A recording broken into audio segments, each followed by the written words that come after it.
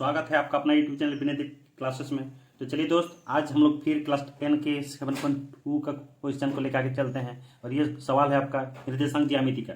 तो चलिए इसके बारे में देखते हैं।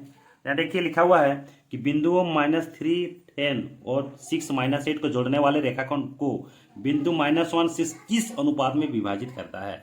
तो दोस्तों इसमें क्या कहा है कि अनुपात की बात की, किस अनुपात में आपको विभाजित करता है ये आपको निकालना है, यानी m अनुपात n का मान आपको निकालना है। तो कैसे निकालें आइए जरा देखते हैं। तो सबसे पहले हम लोग देख रहे हैं इसको कि ये बिंदु को दो बिंदु मान लेते हैं। माना बिंदु ए, एक को मान लेते हैं a -3, 10 और एक को मान लेते हैं आपका b, क्या मान लेंगे 6 और -8। ठीक है दोस्त, तो ये जो बिंदु हो जाएगा, मान लीजिए यही आपका ए पॉइंट और बी पॉइंट है। ये पॉइंट है आपका, ये क्या है आपका -3 और 10 है, और एक क्या है आपका बी पॉइंट है, ये है आपका क्या 6 -8 है। ठीक है दोस्तों, इस टाइप से तो पॉइंट मैंने ले लिया। अभी क्या कर रहा है कि इसको इस बिंदु को जोड़ने वाले रेखाखंड, यानी यहाँ एक जोड़ने वाला रेखाखंड ही मान लीजिए है ना, को बिंदु इतना कितना बिंदु है ये -1 और 6 से, इसका निर्देशांक क्या है -1 और 6। इसको किस अनुपात में डिवाइड करें, यानी m मान लीजिए ये वाला अनुपात का मान m है, तो m का मान निकालना है, ये वाला अनुपात का मान n है, तो n का मान आपको ज्ञात करना है। m और n का मान आपको ज्ञात करना है। हम जानते हैं कि विभाजन सूत्र से हम लोग क्या जानते हैं, यहाँ लिखेंगे विभाजन सूत्र से हम लोग निकाल सकते हैं। कैसे निकालेंगे जरा देखते हैं।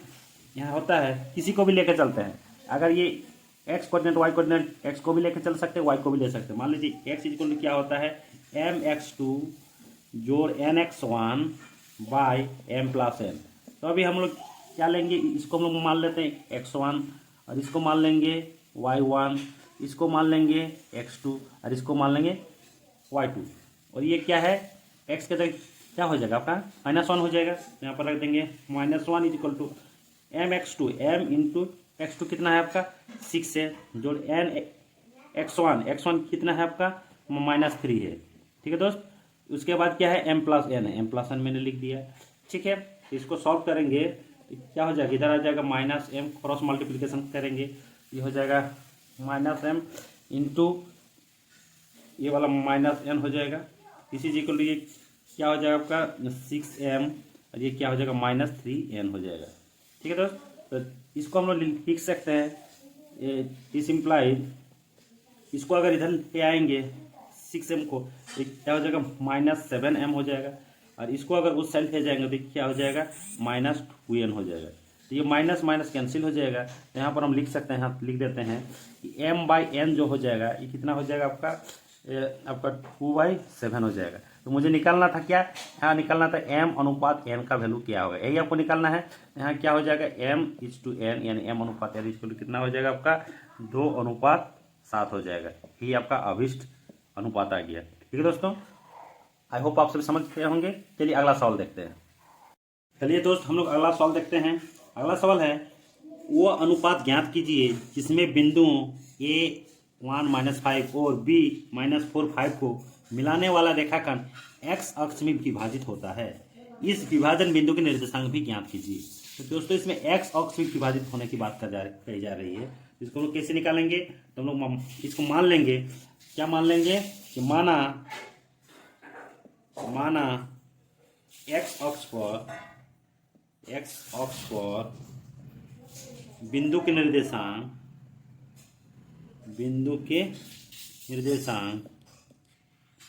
क्या हो जाएगा, x अक्ष पर बिंदु के निर्देशांक ये हो जाएगा x हो जाएगा, और x अक्ष पे अगर बिंदु के निर्देशांक है तो वो y कोऑर्डिनेट क्या हो जाएगा आपका 0 हो जाएगा।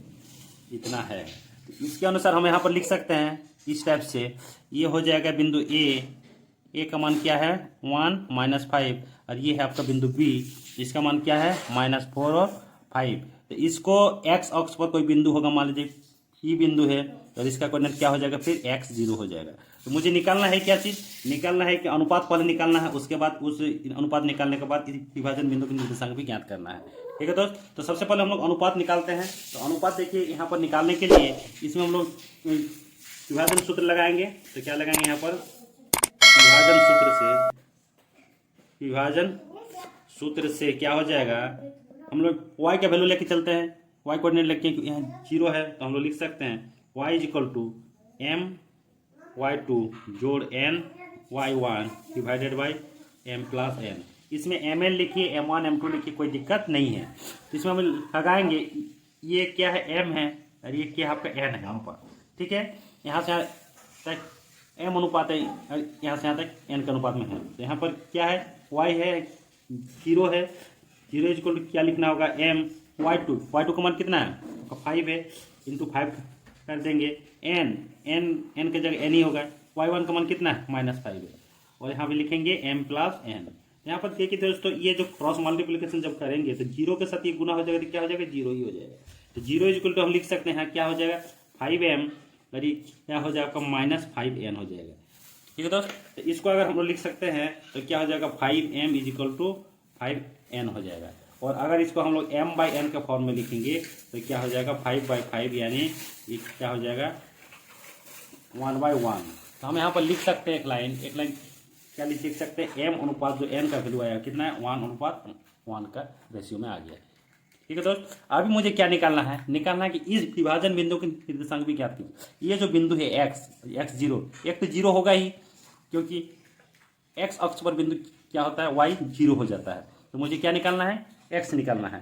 तो विभाजन बिंदु के निर्देशांक अभी हम लोग निकालते हैं। तो हमने यहाँ पर लिखते हैं विभाजन बिंदु के निर्देशांक, विभाजन बिंदु के निर्देशांक अगर निकालते हैं तो ये क्या हो जाएगा, x इज इक्वल टू हम लिख सकते हैं mx2 जोड़ nx1 divided by m plus n।